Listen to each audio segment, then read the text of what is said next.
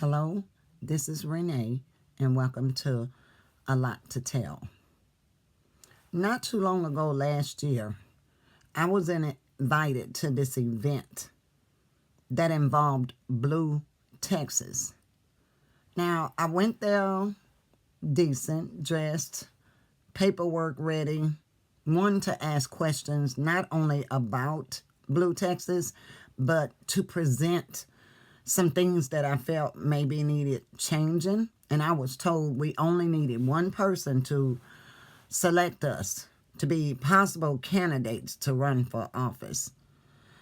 The thing is, while we were waiting on Beto O'Rourke, because he was the speaker for that day, I talked to a few people while I was there, and I mentioned some of my concerns, which I posted on this channel. And I was surprised how many people actually put my name on the paper until someone told me I would have to be staying in that district in order for them to select me. So I just didn't fill out the paperwork, but I kept some of them like as a souvenir.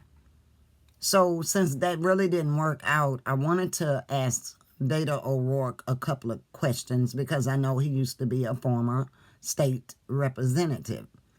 And his assistant that was with him, I mean, she was around him like she was his bodyguard, watching, taking pictures, and observing people that were going to him. Now, I had no problem with that, but for some reason, she kept staring at me. I was able to get Mr. O'Rourke a little bit to the side and ask him a few questions.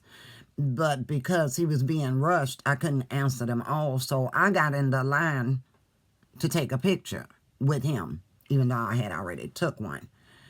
And I wanted to ask him some more questions. I mean, he was through speaking. You're talking to other people, so I felt like it was okay for me to talk to him about concerns, because it seemed like every time I mentioned something about state representatives not doing their job, what they're going to do once they become re-elected or elected, what are they going to do in office? And he basically said a lot was going to be done. They was going to change this, change that. But suddenly his assistant stepped right in front of him, and she gave me a card and said, anything that I have concerned, to email her. And she would present those questions to Mr. O'Rourke and get back in touch with me. Believing what she said. That's where I make my biggest mistake. Believing people that have been in office or no longer in office.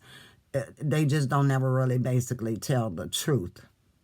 So I gave her my card and told her she can contact me as well.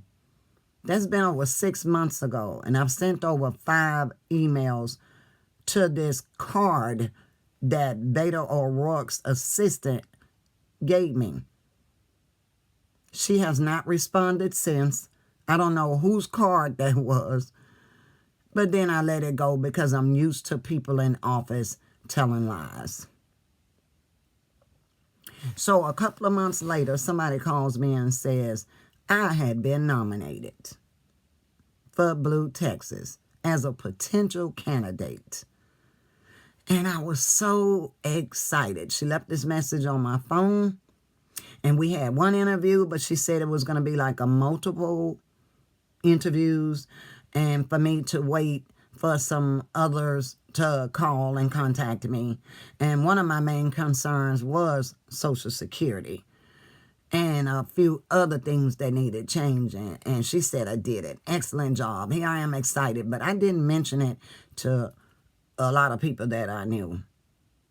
I didn't want to broadcast anything until I knew for certain I was actually selected. I only told my children. So when I didn't get the second interview, third interview, fourth, fifth, sixth, none of those, I got in touch with the person that contacted me the first time. Wasn't answering her phone or voice messages or text messages, but I'm sort of persistent. When you offer me something, you know, it's really, your word is your bond, because mine is. So when she finally calls me, she says they changed their mind about me, that they decided to go with someone else because their goal is to bring in potential candidates to go against people that are already in office that are Republicans. And they wanted to make sure every seat was filled so that they could go on ahead and hopefully fill the House. Me, I was excited. I couldn't wait to be a candidate so I could go to the Capitol and present my concerns. Whether they received them or not, at least I would have been speaking for the people. Of course, I was discouraged. Of course, I was bothered. Of course, I was hurt.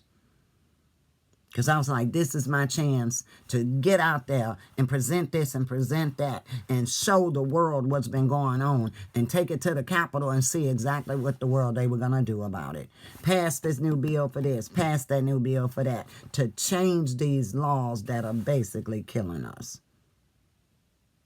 So when I realized I wasn't a candidate anymore, somebody misinformed me. I should have did my own research. So I decided to go and just apply as an independent. Had my declaration form, my paperwork, submitted in on time, did all of that. And found out somebody gave me the wrong district information. And they said, even though I applied on time, I didn't send in the correct paperwork. I sent it certified. Paid for it, did all of that. Some things involves research. And now that I know the truth and how to go about it, the Lord said the same, I might try it again. But I feel like I can still get my point across by just coming in on my channel and let the world know what's going on. Whether they receive it or reject it, I'm still letting them know. It's important to know. So now I'm kind of leery about Blue Texas because I keep getting emails where they're saying that they need funding. Now, I hate labeling certain organizations or events that come up from out of nowhere, but in my mind, I'm wondering if the Blue Texas got together for funding to pretend like they were looking for a potential candidate, or were they just getting the funds and then they can apply it to the candidate of their choice, expecting new ideas, or have y'all taken our ideas, because I'm sure it was more than me that was interviewed, and they take our ideas and say, okay, I'll keep this one here. We can give it to the one that we've selected to run for office, and they can speak on this, speak on that. I mean, goodness, don't y'all have a brain and a mind of your own? Haven't we had enough of people going around stealing our ideas, pretending like the ideas were theirs, and then they steal it and they make money and we get poor, but we don't have no proof that they stole those ideas from us? You're going to ever put something out there, get it copyrighted. Speak to someone, or either keep a copy for yourself and then have somebody else to sign the one that you gave to them. Then you'll know who it was that ripped you off, took advantage of that. I've had organizations that do business cards. Now, I had a pretty business card that I got from a company that I've been dealing with for years. But I wanted something different, something unique, something nobody had ever seen before. So I gave the chance to a new company. And after a month or two, they still hadn't been able to come up with anything. 3 months passed, still nothing. 4 months passed, still nothing. And I'm like, this is just a small business card. When will y'all get through and show me this new, fascinating, unique card that nobody else in this world has? And when they finally sent me a sample in my email, there's a baby dove on my business card. So cute. And what they did was enlarged the bird and put it on the card which made it the ugliest thing I've ever seen in my life.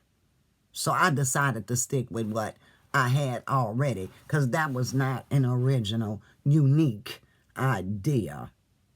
And since then, this person doesn't even speak to me or say anything to me anymore.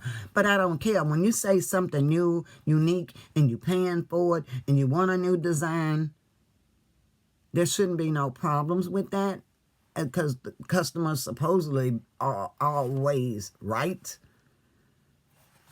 And I just wanted something different. A bigger bird was not different. Getting back to Blue Texas, I heard that they're still going about, they're still sending emails, they're still asking for funding. But we don't know the person of their choice that they selected. Again, I ask, is Blue Texas really looking for new people that have never been in office before with original ideas? Because I ain't mad that they didn't accept me. I was just hurt. Why put me through that and make me think I was a potential candidate when I wasn't? I had new ideas, things that people have never addressed. So is it really to find a new candidate, potential, and put them in office, not just to fight against the Republicans, but to actually be there for the people? It's not about fighting for Republicans and Democrats and going against each other. The main topic should be people, not competition between the blues and the reds. Ain't that segregation? Is that like a gang? Can we at least come together for the people? That's what I wanted to do. So if they picked someone, was it that person of their choice? And was that the reason for the funding? Because they're still asking for money. And I just want to know what the result was.